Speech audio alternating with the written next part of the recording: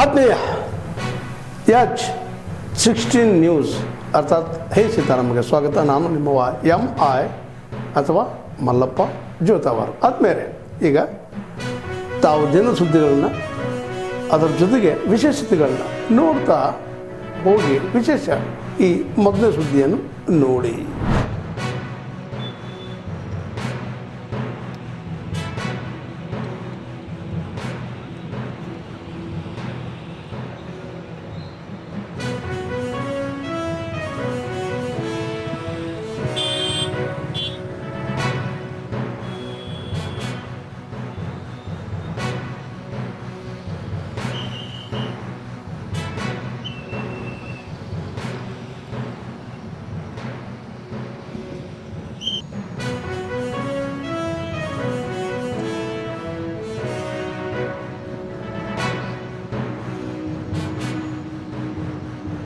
ಭೂಮಿ ಕೊಟ್ಟಿಲ್ಲ ಅಂದ್ರೆ ರೈಲ್ವೆ ಅಧಿಕಾರಿಗಳಿಗೆ ಸಭೆ ಕರೆದು ಭೂಮಿ ಅವ್ರಿಗೆ ಏನೆಲ್ಲ ತೊಂದರೆ ಐತಿ ಆ ತೊಂದರೆ ನಿವಾರಿಸುವ ಕೆಲಸ ನಮ್ಮದು ರಾಜ್ಯ ಸರ್ಕಾರದ್ದು, ಕೇಂದ್ರ ಸರ್ಕಾರದ್ದು ಕೆಲಸ ಮಾಡೋದು.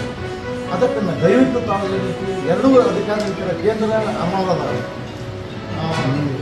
ಇದು ನಮ್ದು ಉಚ್ಚಿ ಬಾಗಲಕೋಟೆ ನಮ್ಮ ಜಿಲ್ಲಾದ್ರೆ ಲ್ಯಾಂಡ್ ಹ್ಯಾಂಡ್ ಓವರ್ ಏನಾಗಿತ್ತು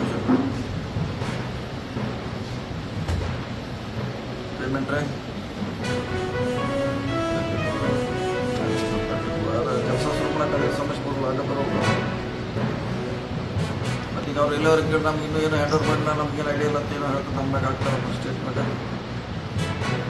ಯಾರೆಲ್ಲದವ್ರಿ ಪೇಪರ್ಸ್ ಅವ್ರ ಪ್ಲೇನ್ ರೀ ಎಲ್ಲ ಹ್ಯಾಂಡ್ ಓವರ್ ಮಾಡಿ ಕೊಡ್ತದೆ ಮಾಸ್ಟರ್ ಕಳಿಸ್ಬಿಟ್ರೆ ಅರ್ಜೆಂಟ್ ಯಾರು ಇಲ್ಲ ಸೋಮವಾರ ಕಳಿಸ್ರಿ ಮಾಡಿ ಕಳಿಸ್ರಿ. ಎಲ್ಲ ಟೋಟಲ್ ನಮ್ಮ ಡಿಸ್ಟಿಕ್ ಎಲ್ಲ ಎಷ್ಟು ಬಂತು ಅಷ್ಟೆಲ್ಲ ನಮ್ಮ ಡಿಸ್ಟಿಕ್ ಬೆಳಗಾವಿ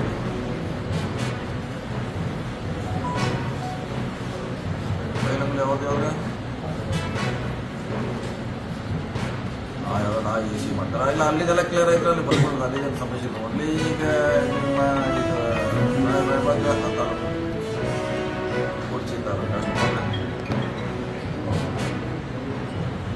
ಸಭೆಗೂ ಸರ್ಕಾರದ ಸೂಚನೆ ಪ್ರಕಾರ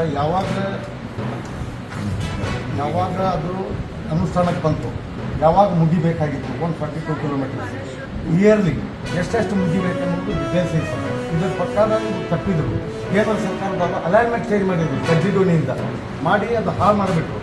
ಈಗ ನಾವೇನು ಹೋರಾಟ ಹಮ್ಮಿಕೊಂಡಿದ್ದೀವಿ, ಅದು ಕುಡಿಯುವ ನೀರಾಗಿರಲಿ, ರೈತರು ತಂದಿರತಕ್ಕಂಥ ಬೆಳೆ ವಿಮೆಗೆ ಪರಿಹಾರ ಬರುವುದಾಗಿರಲಿ, ಜೊತೆಗೆ ಪ್ರಧಾನಮಂತ್ರಿ ಆವಾಸ್ ಯೋಜನೆಯ ಫಲಾನುಭವಿಗಳ ಆಯ್ಕೆಗೆ ಆಗಿರ್ತಕ್ಕಂಥ ತಾರತಮ್ಯವನ್ನು ಸರಿಪಡಿಸಿ ನಿಜವಾದ ಫಲಾನುಭವಿಗಳಿಗೆ ಆಯ್ಕೆ ಮಾಡಬೇಕು ಅಂತಕ್ಕಂಥ ಈ ನಮ್ಮ ಹೋರಾಟಕ್ಕೆ ನಾವು ಆದಷ್ಟು ಪೂರ್ವದಲ್ಲಿ ನಾವು ಗಡುವು ಕೊಡ್ತಾ ಇದ್ದೀವಿ. 30ನೇ ತಾರೀಕು ಒಳಗಡೆ ಏನಾದರೂ ಸಾಧ್ಯದಷ್ಟು ಸಂಬಂಧಪಟ್ಟ ಅಧಿಕಾರಿಗಳು ಬರಬೇಕು, ಅದ್ರ ಜೊತೆಗೆ ಏನೇ ಸಾಧ್ಯದಷ್ಟು ಪ್ರಾಮಾಣಿಕವಾಗಿ ಕೆಲಸ ಮಾಡಬೇಕು. ಇದ್ದಿದ್ರೆ ಆ 30ನೇ ತಾರೀಕು ನಾವು ಸುಮಾರು 2,000 ರೈತರ ಒಂದು ನೇತೃತ್ವದಲ್ಲಿ, ನಮ್ಮ ಶಾಂತಗಳ ನೇತೃತ್ವದಲ್ಲಿ ನಾವು ಹೋರಾಟ ಯಶಸ್ವಿ ಆಗುವವರೆಗೂ ಆ ಪಂಚಾಯತಿಯಲ್ಲಿ ನಾವು ಧರಣಿ ಕೂತ್ಕೊಂಡು ಪಂಚಾಯತ್ ಕೀಲಿ ಹಾಕುವಂತ ವ್ಯವಸ್ಥೆ ಮಾಡ್ತೀವಿ. ಸಂಬಂಧಪಟ್ಟಿರ್ತಕ್ಕಂಥ ಅಧಿಕಾರಿಗಳು ಶೀಘ್ರವಾಗಿ ಸ್ಪಂದನೆ ಮಾಡಬೇಕು ಅಂತಕ್ಕಂಥ ಮಾತನ್ನು ಹೇಳಿ ಇನ್ನೊಮ್ಮೆ ನಾನು ತಮ್ಮೆಲ್ಲ ಅಧಿಕಾರಿಗಳಿಗೆ ಎಚ್ಚರಿಕೆಯನ್ನು ತಮ್ಮ ಪತ್ರಿಕಾಗೋಷ್ಠಿ ಮೂಲಕ ಹೇಳಿ ನನ್ನ ಮಾತು. ನಿನ್ನೆ ಸಾಯಂಕಾಲ ಸುಮಾರು 9 ಗಂಟೆ ಸಮಯದಲ್ಲಿ ಬೊಮ್ಮಳ್ಳಿ ಪೊಲೀಸ್ ಸ್ಟೇಷನ್ ಲಿಮಿಟ್ಸ್ ಅಲ್ಲಿ ಒಂದು ವಯಸ್ಸಾದ ಒಂದು ಕಾಲ್ ಯಾರೊಬ್ಬ ಹೆಣ್ಮಗಳು ಕೊಲೆಯಾಗಿದ್ದಾರಾ ಅಂತ ಒಂದು ಕಾಲ್ ಬಂತು. ಅದ್ಮೇಲೆ ನಮ್ಮ ಪೊಲೀಸ್ನವರು ಸ್ಥಳ ಪರಿಶೀಲನೆ ಮಾಡಿದ್ದಾರೆ. ಇದು ಸಂಬಂಧಪಟ್ಟಂಗೆ ಯಾವ ಮನೆಯಲ್ಲಿ ಕೊಲೆಯಾಗಿದೆ ಓನರ್ ಮಗ ಬಂದು ಕಂಪ್ಲೇಂಟ್ ಕೊಟ್ಟಿದ್ದಾರೆ. ಸುಮಾರು ಸಾಯಂಕಾಲ 5 ಗಂಟೆ ಸಮಯದಲ್ಲಿ ಒಬ್ಬರು ಅಕ್ಕಪಕ್ಕ ಮನೆಯಲ್ಲಿ ವಾಸ ಮಾಡೋರು ಒಂದು ಲೇಡಿ ಬಂದು ಕೊಲೆಯಾಗಿದೆ ಅಂತ ಹೇಳ್ತಾ ಇದ್ದಾರೆ. ಅದಾದಮೇಲೆ ಇನ್ವೆಸ್ಟಿಗೇಷನ್ ಮಾಡೋ ಸಮಯದಲ್ಲಿ the lady belongs to an other state, ಬೇರೆ ರಾಜ್ಯದಿಂದ ಬಂದವರು ಸುಮಾರು 4 ತಿಂಗಳ ಹಿಂದೆ ಬಂದಿದ್ದಾರೆ ಅಂತ ಮಾಹಿತಿ. ಯಾರು ಕೊಲೆ ಮಾಡಿದ್ರೆ ಅಂತ ಸ್ಪಷ್ಟತೆ ಸಿಕ್ಕಿಲ್ಲ. ಆದರೆ ಒಂದು 2-3 ಜನ ಸಸ್ಪೆಕ್ಟ್ಸ್ ಇದೆ, ಅವ್ರು ನಾವು ಎನ್ಕ್ವೈರಿ ಮಾಡ್ತಾರೆ. ಇದು ಸಂಬಂಧಪಟ್ಟಂಗೆ ಈಗಾಗಲೇ ಏನು FIR ದಾಖಲೆ ಮಾಡಿದ್ವಿ, ತನಿಖೆ ಮುಂದುವರಿಸಿ. ಏನು ಕೆಲಸ ಮಾಡಿ ಅವರು ಸ್ವಲ್ಪ ಬಂದಾಗ ಒಂದು ಗಾರ್ಮೆಂಟ್ಸ್ ಕೆಲಸ ಮಾಡ್ತಾ ಇದ್ರು ಅಂತ ಅದಾದ ಮೇಲೆ ಈಗ ಯಾವುದೋ ಒಂದು ಮನೆಯಲ್ಲಿ ಅಡುಗೆ ಕೆಲಸ ಮಾಡ್ತಾ ಇದ್ರು, ಪ್ರಾಥಮಿಕ ತನಿಖೆ ವೆರಿಫೈ ಮಾಡಿ ಒಬ್ಬರೇ ಇದ್ದಾರೆ, ಮನೆಯಲ್ಲಿ ಅವ್ರು ಒಬ್ಬರೇ ಇದ್ದಾರೆ. ಯಾರಾದರೂ ಬಂದು ಹೋಗೋಂಥದ್ದು ಆ ರೀತಿ ಅವ್ರ ಮನೆಯಲ್ಲಿ ಯಾರೋ ಒಬ್ರು ಬಂದು ಹೋಗ್ತಾ ಇದ್ರು ಅಂತ ಮಾಹಿತಿ ಇದೆ. ಅದ್ರ ಬಗ್ಗೆ ಯಾರದು ಅಂತ ನಾವು ಸ್ಪಷ್ಟತೆಯನ್ನು ನಾವು ತಗೊಳ್ತಾ ಇದ್ವಿ. ಬಟ್ ಸದ್ಯಕ್ಕೆ ನಮ್ಗೆ ಬಂದಿರೋ ಮಾಹಿತಿ ಪ್ರಕಾರ ಅವರು ಫ್ಯಾಮಿಲಿ ಯಾರು ಇಲ್ಲ ಅವ್ರ ಜೊತೆಗೆ ಅಂತ ನಮಗೆ ಮಾಹಿತಿ ಇದೆ.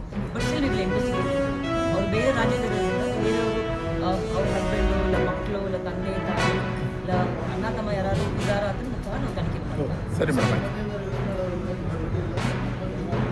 We as of now we know the murder, but we'll have to wait for the postmortem report. ಕೊನೆಗೆ postmortem report ಬಂದಮೇಲೆ what the exact cause of death ಅಂತ ನಮ್ಗೆ ಗೊತ್ತಾಗುತ್ತೆ. ತಾವೆಲ್ಲ ಇಲ್ಲಿವರೆಗೆ ಸುದ್ದಿಗಳನ್ನು ನೋಡಿದಿರಿ, ಜೊತೆಗೆ ವಿಶೇಷ ಘಟನೆಗಳನ್ನು ಸಹ ನೋಡಿದಿರಿ. ಅದು ನಿಮ್ಗೆ ಏನು ಅನ್ನಿಸ್ತು? ನಿಮಗೆ ಲೈಕ್ ಮಾಡಿರಿ, ಶೇರ್ ಮಾಡಿರಿ, ಕಾಮೆಂಟ್ ಮಾಡಿರಿ, ಜೊತೆಗೆ ಸಬ್ಸ್ಕ್ರೈಬ್ ನಿಲ್ಲಿಸ್ಬೇಡ್ರಿ. H16 ನ್ಯೂಸ್ ಅರ್ಥಾತ್ ಸಿದ್ದರಾಮಯ್ಯ ಸತ್ಯದ ಕೈಗನ್ನಡಿ ವಂದನೆಗಳು.